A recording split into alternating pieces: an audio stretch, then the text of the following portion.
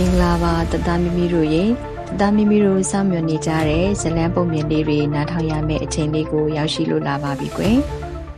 ဒီနေ့တို့နားထောင်ရမယ့်ပုံမြင်လေးရဲ့နာမည်ကတော့ရေတဲကလာဆိုတာပဲဖြစ်ပါတယ်ဒီပုံမြင်လေးကဒါတော့သမီးတို့အတွက်အများကြီးဗဟုသုတရစီမယ်လို့မျှော်လင့်ပါတယ်ကွယ်တခါကညအခါမှာပေါ့ကွယ်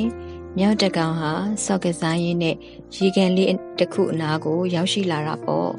ရေကန်လေးတဲကိုသူကြည့်လိုက်တဲ့အခါမှာပဲရေကန်ထဲမှာလာရိတ်ကိုမြင်တော့သူကအယမ်းကိုအံ့ဩသွားပြီးတော့မြောက်လေးကအလန့်တကြားနဲ့လာရည်နစ်တယ်ထင်သွားတာပေါ့ကွယ်မြောက်လည်းချက်ချင်းပဲတောထဲကိုအမြန်သွားပြီးလာရည်နစ်တဲ့အကြောင်းကိုလိုက်ပြောတော့တာပေါ့အဲ့ဒီအခါမှာအိတ်ဆက်အနာယူနေတဲ့တရိတ်ဆန်တွေအားလုံးကအလန့်တကြားဖြစ်ကြရင်းနဲ့တဆင့်စကားတဆင့်နဲ့တတော်လုံးကိုပြည့်နှက်သွားတာပေါ့ကွယ်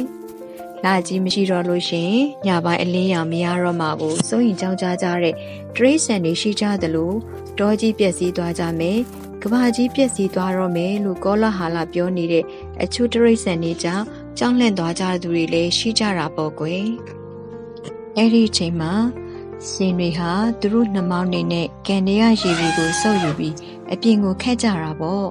ညီကွေးတွေဝက်ဝင်တွေကလည်းရေမြောင်းတွေဖောက်ကြနဲ့မြောက်ကလည်းကျိုးတွေဝိုင်းရှာကြတာပေါ့ကွယ်ညပိုင်းမှာအစာရှာထွက်လိရှိတဲ့ဈေးကွက်ကြီးကအစာရှာပြီးပြန်လာမှတတော်လုံးအလုတ်တွေရှုပ်နေတာကိုမြင်တွေ့ရတော့သူကအယမ်းကိုအံ့ဩသွားတာပေါ့ဒါနဲ့ဒီကောင်ဒီညပိုင်းအေးစစ်နေတဲ့တက်တော်ဝါတွေဆိုတာသူသိရဲ့လေအဲ့ဒီခါမှာထူးထူးခြားခြားတတော်လုံးအလုံးရှုံနေပုံထားရင်တော့ဒါထူးခြားတာပဲဖြစ်ရမယ်တခုခုတော့ထူးခြားနေပြီတီးချောင်စုံစမ်းမှပဲဆိုပြီးတော့တောပြမှုပြင်နေတဲ့ယုံကလေးကိုဈေးကွက်ကြီးကမေးကြည့်တာပေါ့အဲ့ဒီချိန်မှာအဆွေယုံတောထဲမှာဘာတွေဖြစ်နေကြတာလဲဗျာအဲ့ဒီခါမှာယုံကဒီတောကြီးကိုမပြက်စီးအောင်ထိမ့်သိမ်းထားတဲ့အရာကြီးတောဆက်ကရေကန်ထဲမှာနစ်နေလို့တဲ့ဗျအဲ့ဒါကြီးအပေါ်ပြန်မရောက်ရင်ဒီတောကြီးပြက်ပြီဗျတောကြီးမပြက်စီးခင်တိမ့်ဆေးစရာရှိတာအမြန်သိမ်းထားပြို့လို့ဆိုလိုက်တာပေါ့ကွယ်အဲ့ဒီအချိန်မှာဈေးကွက်ကြီးကလည်းဘာမှမရေမရာသိရတာကြောင့်အခြားတယောက်ကိုမေးမယ်လို့စဉ်းစားပြီးတော့တောဝက်ကြီးစီကိုတွားမိတဲ့အဆွေတောဝက်တောထဲမှာဘာတွေဖြစ်နေရတော့ဗျအဲ့ဒီအချိန်မှာတောဝက်ကြီးကဒီလိုပါမကောင်းဆိုးဝါးတွေကဒီတောကိုတိမ့်ပိုက်လိုက်လို့ဒီတောကြီးညဆိုအလင်းရောင်မရတော့ဘူးတဲ့ဗျာတောဆက်ကရေကန်ထဲမှာတော့မကောင်းဆိုးဝါးကိုနိုင်နေဆိုတဲ့သူရင်းနှီးနေတယ်ဆိုလို့အချို့တွေသွားဆင်နေကြလေရဲ့လို့ဆိုပြန်တယ်အဲ့ဒီအချိန်မှာဈေးကွက်ကြီးကလည်းမတင်မကျစကားတွေကစစ်မှန်သောနီလန်းကိုမပေးနိုင်ဘူးဆိုတာသိတာကြောင့်ပြဿနာရဲ့အရင်းမြစ်ဖြစ်တဲ့တောဆက်ကရေကန်လေးကိုတွားကြည့်ဖို့အတွက်သူကဆုံးဖြတ်လိုက်တယ်အဲ့တော့ဈေးကွက်ကြီးကရေကန်လေးရှိတဲ့နေရာကိုသွားတဲ့အခါမှာရေကန်လေးကိုတွားကြည့်တော့မှတင့်တော်မယ်လို့သူတွေးမိတဲ့ကွယ်ဒါကြောင့်သူကရေကန်လေးစီကိုထွက်လာခဲ့တာပေါ့ရေကန်လေးစီကိုရောက်တယ်ဆိုရင်ပဲရေတွေခက်နေတဲ့စင်ကြီးကိုသူကသွားတွေ့တာပေါ့ကွယ်ဒီကွက်ကြီးကလည်းစင်ကြီးကိုတွေ့တော့အဆွေစင်ဆိုပြီးတော့လှမ်းခေါ်လိုက်တာပေါ့ကွယ်အဲ့ဒီချိန်မှာသူကမေးလိုက်တာကတော့အဆွေစင်ရေကန်တွေကရေတွေကိုဘာလို့ခက်နေတာတော့ပြလို့မေးလိုက်တာပေါ့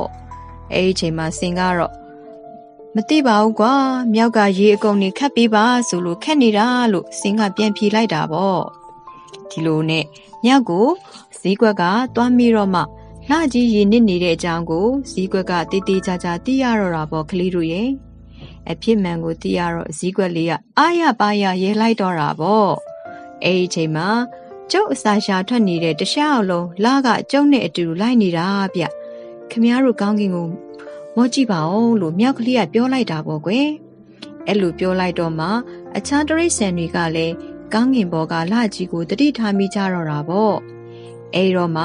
ရေကန်တွေကလာဟာအရေးဆိုတာကိုသိရှိသွားတော့တာပေါ့ကလေးတို့ရဲ့ဒါကြောင့်ဈေးကွက်ကြီးရောအခြားသောတရိတ်ဆန်တွေအားလုံးကလည်းအားရပါရနဲ့ရမောလိုက်ကြတော့တာပေါ့အဲ့တော့အခုဒီပုံမြင်လေးကိုတော့ဒီနေရာမှာပဲအဆုံးသတ်လိုက်ပါတော့မယ်ကွယ်ဒီပုံမြင်လေးကအဓိကပေးခြင်းတဲ့ message လေးကတော့လောကမှာလူတော်တော်များများက ကိုယ်တိုင်မမြင်မကြုံတွေ့ဘဲနဲ့အခြားသူတွေရဲ့စကားနဲ့တင်လမ်းဆုံးရောက်တတ်ကြတာကိုသားတို့သမီးတို့ကိုနားလည်စေချင်ပါတယ်။ဒါကြောင့်ဒီပုံမြင်လေးထဲမှာပါတဲ့စည်းကွက်ကလေးကိုသားတို့သမီးတို့ကိုအတူယူစေချင်ပါတယ်။ဒီစည်းကွက်လေးကပြဿနာရဲ့အခြေခံအကြောင်းတရားကိုကိုယ်ပိုင်ဉာဏ်နဲ့တည်တည်ချာချာပိုင်းခြားကြည့်မြင်ပြီးတော့သူကဆုံးဖြတ်ခဲ့တာမျိုးဖြစ်တဲ့အတွက်ကြောင့်ဒါတို့သမီးတို့လည်းကိုယ်ပိုင်အတွေ့ကိုယ်ပိုင်ဉာဏ်နဲ့စဉ်းစားဆုံးဖြတ်နိုင်မှုအတွက်လူကြီးသူမတွေရဲ့တွင်တင်ဆုံးမတဲ့စကားတွေကိုမှတ်သားထားဖို့လိုအပ်ပါတယ်။ပြင်ပပဝတ္တုတွေရရှိစေဖို့အတွက်အကြောင်းစာတွေပြင်အခြားသောစာအုပ်စာပေတွေကိုလည်းလေ့လာမှတ်သားဖို့အတွက်လိုအပ်ပါတယ်။စာအုပ်စာပေတွေကိုလည်းဖတ်သားဖို့အတွက်လိုအပ်ပါတယ်လို့တိုက်တွန်းရင်းနဲ့ဒီမှာပဲအဆုံးသတ်ပြရစီရှင်။ယခုလိုကောင်းမွန်တဲ့ပုံမြင်လေးတွေကိုအမြဲတမ်းဖန်တီးပေးနေတဲ့ Green Leaf Channel လေးကိုသားတို့သမီးတို့ကအမြဲတမ်းအမှတ်ရနေပေးပါနော်။